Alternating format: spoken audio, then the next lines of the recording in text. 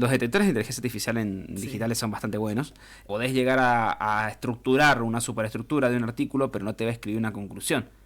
Y es sumamente notorio además. Ojo, eso no limita el hecho de que está habiendo prácticas cada vez más predatorias de artículos escritos con IA, conceptos escritos con IA, concursos literarios que gente participe con escritos hechos con IA. Buenos días a la audiencia, un gusto estar por acá y bueno, continuar algunas temáticas que empezamos a introducir la semana pasada. Cierto, porque hemos hablado sobre inteligencia artificial la semana pasada, la inteligencia artificial que la usamos para todo prácticamente. Ahora, bueno, vino para quedarse la inteligencia artificial. Yo creo que sí, yo creo que hoy en día estamos empezando a utilizarla de cada vez más seguido en distintos ámbitos. Creo que es una herramienta muy útil si la sabemos utilizar. También sé y considero de que es una herramienta que necesita del input humano. O sea, yo no veo la singularidad, digamos, que es básicamente una máquina que se pueda mejorar a sí misma ocurriendo pronto. Igual yo vengo del ámbito del derecho, así que no sé qué tanto de computadora sé, pero tal vez una persona que sepa programación diga que estamos más cerca. Yo creo que estamos llegando a una suerte de enmaizamiento con los descubrimientos, pero más allá de eso siento que es una herramienta muy útil y que siendo utilizada de manera inteligente y ética y obviamente con una revisión humana posterior, obviamente que va a poder ser muy útil para un montón de aplicaciones, tanto científicas, didácticas y de cualquier otro tipo. Para la redacción de textos también, ¿no? Que ahí, bueno, sí, hay hay una división de aguas ahí. Lo que pasa es que para mí es muy fácil darse cuenta aún, y no sé si en algún momento se pueda lograr, tal vez una IA generadora de texto que sea lo suficientemente potente como para darse cuenta de que uno pueda pasar desapercibido como una escritura humana, pero por ahora sigue siendo muy formulaica y muy identificable cuando una producción es escrita con inteligencia artificial. O sea, algo te suena raro. Sí, ojo, ahora ha salido una aplicación para que, bueno, ese texto que nos ha vertido la inteligencia artificial, lo copiemos y lo peguemos en otra aplicación y que nos dé ahí como un tinte humano. Sí, pero creo que básicamente va a ser cuestión de tiempo hasta que salga otra aplicación que descubra que la aplicación anterior había sido utilizada. O sea, los detectores de inteligencia artificial en digitales son bastante buenos. Aún así porque creo que básicamente hay un concepto que es el del Valle de la Incomodidad, ¿no? El Uncanny Valley, que es donde cualquier tipo de producción que cae, por ejemplo, ¿por qué nos da miedo los muñecos? ¿Por qué nos da miedo los bebotes en las películas de terror o la muñeca de Annabelle? Son las cosas que se parecen tanto tan humanos que nos hacen sentir como si no fueran, digamos, una producción real, ¿no? Y creo que la imperfección en cierto punto va a empezar a ser potenciado como una, digamos, obra en particular. Creo que perfeccionamos tanto las obras en el último tiempo y tal vez dedicamos gran parte de lo que va de milenio a hacer las obras cada vez más perfectas, a hacer las obras musicalmente cada vez más perfectas, a hacer las obras literarias cada vez más perfectas, que cuando la obra musical o la obra, digamos, escrita se nota que es demasiado perfecta, empieza a resonarnos como rara. Bien. Para mí ese es como el límite natural que va a tener la inteligencia artificial en un montón de sentidos. Y sobre todo por el hecho de que siguen siendo, digamos, producciones que no llegan, no interpelan, no funcionan como obras, por más que existen, digamos, inteligencias artificiales de redactoras de texto especificadas, que incluso pueden hacer producciones de ficción o producciones, digamos, literarias periodísticas, siguen sin ser materiales que lleguen, o sea, siguen siendo materiales que interpelen, materiales muy poco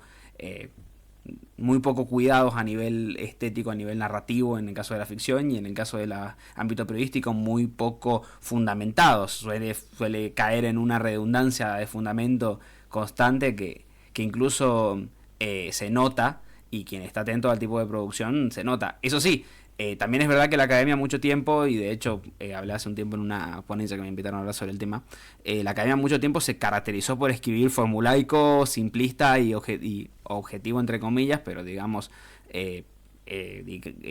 propiamente dicho en este sentido casi robótico. Entonces tal vez sea también un llamado de atención para que el ámbito de la academia dejemos de lado un poco este estilo tan formulaico y empecemos a escribirlo, si no nos va a reemplazar la inteligencia artificial. un poco para mí ahí está el juego que nos propone hoy la inteligencia artificial. Saber utilizarla como herramienta, saber utilizarla para hacer tal vez brainstorming, tal vez para tener alguien con quien puedas tener un diálogo a nivel creativo, pero no te va a poder escribir un cuento. Y podés llegar a estructurar una superestructura de un artículo, pero no te va a escribir una conclusión. Es más, y es sumamente notorio además. Ojo, eso no limita el hecho de que está habiendo prácticas cada vez más predatorias de artículos escritos con IA, conceptos escritos con IA, concursos literarios escritos, que gente participe con escritos hechos con IA. Son notorios, por lo menos en lo narrativo se nota.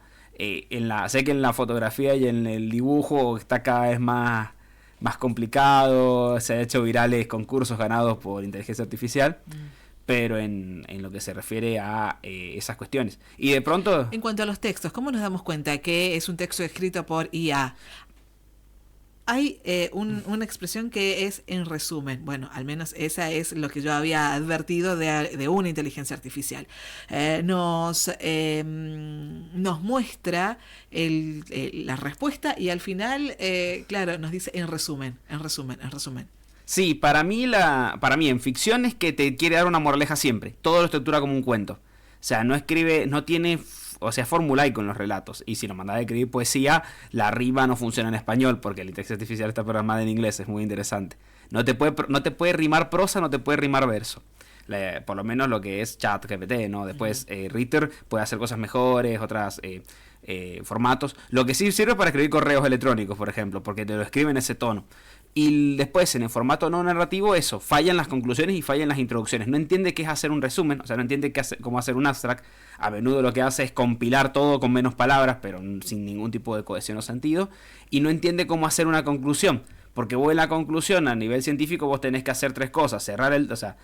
Sí, la superestructura de decir lo que uno escribe los textos diciendo lo que va a decir, diciendo lo que dice y diciendo lo que ha dicho. Pero sí, hace solamente esa parte, pero la parte de la conclusión de dejar abiertas otras líneas potenciales de investigación, o la otra parte de la conclusión que es dar una opinión informada sobre el tema, normalmente patina en esos dos últimos ambientes. Termina siendo esto, un resumen, pero no te hace ni una conclusión crítica o una subjetiva específica de ningún tipo porque no tiene metodología. Y tampoco te deja líneas abiertas de investigación, casi como que es definitiva su respuesta. Es como, sí, y esto pasa por esto. Y termina ahí. No deja líneas abiertas. Dicho sea de paso, también repito, ha habido mucho tiempo escrituras en la academia, sobre todo de referentes, digamos, que escriben por el apellido, no que escriben por investigación, sino que escriben por el apellido y que te ganan la convocatoria por el apellido, que siempre han terminado a veces las conclusiones lamentablemente en ese tono, ¿no? Igual esto es así porque yo lo digo, firma. Entonces, de pronto, la inteligencia artificial se presenta como un desafío a esta forma de escribir, y también se presenta como un desafío a la hora de no solamente escribir, sino a la hora de registrar las cosas. Porque de pronto la inteligencia artificial aparece como una limitante a los registros, aparece como un limitante a los futuros de las distintas producciones escritas, y también aparece como una persona, como un coautor, que siempre dije que legalmente eso es un dolor de cabeza, porque no puede tener como coautoría un procesador de textos. Es imposible, autores son solo personas. Así que o le reconocemos personalidad a las inteligencias artificiales o empezamos a resignificar qué significa la coautoría a nivel escritura, que me parece que es bastante interesante. Ninguna respuesta deja conforme, ninguna respuesta. Y sobre todo ninguna respuesta deja conforme porque las APIs, o sea, las plataformas de inteligencia artificial no son públicas, no sabemos. Vuelvo a decir lo que dije la última vez que estuve por acá, no sabemos quién las cargó, cómo las programaron y qué les cargaron. Entonces, ese tipo de datos y la inexistencia de esos datos gravitan a sospechar de cualquier tipo de conclusión. Creo que ese es como si algo quiero que se lleven de la columna es que lo que sea que les diga la inteligencia artificial como respuesta, sospechen. Porque es media argentina, digamos, la inteligencia artificial. Si sabe, y si no, se lo inventa. Y a menudo te revolea respuestas que son fidedignamente, o sea, la inteligencia artificial es capaz de responderte una pregunta que es incorrecta si uno insiste la suficiente cantidad de veces con que la premisa es correcta. O sea, uno puede pedirle, recuerdo patente, en algún momento haciendo brainstorming para el espacio Temis, que yo lo uso sobre todo para que me recomiende canciones que tengan que ver, en las outros del espacio Temis hay canciones. A veces el tema que va siempre tiene que ir con la canción en particular, a veces tiene que ver con una conexión directa y a veces tiene que ver con algunas conexiones que no se me ocurrían. Y había una canción que no sabía, o sea, un video que no sabía con qué canción cerrarlo. Y le pregunto a la inteligencia artificial qué canción se le ocurría que fuera más o menos famosa que tuviera estas temáticas. Y me respondió cualquier cosa. Y cuando le pregunté sobre en qué momento de la canción dice tal cosa, me respondió literalmente, sí, dice en esto, habla de tal cosa. Nunca. Uno contrasta la información y con eso, o sea, como ese tipo de demostraciones minúsculas, con directamente conclusiones erradas, resoluciones de sobre todo dilemas lógicos, se ha hecho bastante viral en X, antes Twitter, gente lanzándole dilemas lógicos a la inteligencia artificial para que los resuelva mal, porque no lo sabe resolver, los dilemas lógicos, los dilemas morales, la inteligencia artificial aún no los resuelve porque no piensa como humano, o los resuelve de manera incorrecta. Y es bastante cómico, o las adivinanzas las resuelve de manera incorrecta, y ese tipo de cuestiones tienen que ver porque sigue siendo una herramienta de procesamiento de textos, y para mí esa es como mi fe, es que desconfíen. Y también me llama la atención que la inteligencia artificial ha promovido algo que hacía mucho tiempo se pedía, que era una alfabetización digital bastante acelerada, sobre todo desde docentes, que cada vez son más avispados para darse cuenta cuando los alumnos les presentan trabajos con inteligencia artificial. Interesante. Bueno, hay que prestar mucha atención entonces. Nos llevamos eso de esta columna, a no dejar todo en manos de la inteligencia artificial, a no confiar ese trabajo que tenemos que presentar solamente a la inteligencia artificial, sino que hay que sospechar de todo lo que nos entregue la inteligencia artificial. Un poco esa es la idea. Germán, bueno, siempre es lindo charlar contigo porque siempre hay más. Digo, el tema no se agota. No. Nunca se agota. Por supuesto que no. Pero bueno, la idea es seguir viendo, porque además es un tema en el constante evolución, así que siempre hay nuevos temas que se plantean y todo el tiempo está habiendo nuevos debates. Ahora justo ha habido una acción colectiva de las compañías grandes disqueras, que son las tres grandes, ¿no? Universal, Sony y BMI. Han hecho una acción colectiva contra inteligencias artificiales para el uso de música. Veremos cómo procede eso. Para mí tienen todas las de ganar con respecto al no uso de inteligencia artificial para generación de música derivada. Veamos cómo sale eso. Así que es un tema en constante, además, desde el ámbito del derecho, un tema en constante litigio. Y además es un tema que me preguntan todas las veces en las charlas que vamos a dar. Que dicho sea de paso, aprovecho, si van a estar, el día de mañana vamos a estar por Uyum, a la mañana, a las 11 de la mañana, bien, dando una charla de derecho de autor por autores. Así que quienes estén interesados, que sean de por ahí, o que vivan cerca, o que quieran ir, están invitados. Vamos a estar resolviendo algunas consultas con respecto a la temática. ¿En Uyum en qué parte? Vamos a estar en la Biblioteca Popular Luis Solera, que está en Proyectada I5, ahí en Uyum, en Vía Aurora. Así que estamos empezando con las charlas en territorio. La idea es, y si quieren después venimos y hablamos un poco sobre eso, pero la idea es empezar a llevar las charlas a la periferia y empezar a resolver esas consultas que se presentan. Ya estuvimos a comienzos de año en Pocito, fue muy, muy fructífera. Sobre todo porque las preguntas que hacen son una locura y son súper valiosas, y todavía estamos resolviendo reels de preguntas que hicieron en esas oportunidades. Qué bueno, éxitos también para mañana. Muchísimas gracias y bueno, nos estaremos viendo después. Sí, por favor, después nos contás cómo te fue. Germán, muchas gracias, nos reencontramos la próxima semana. Por supuesto, nos estamos viendo la semana que viene.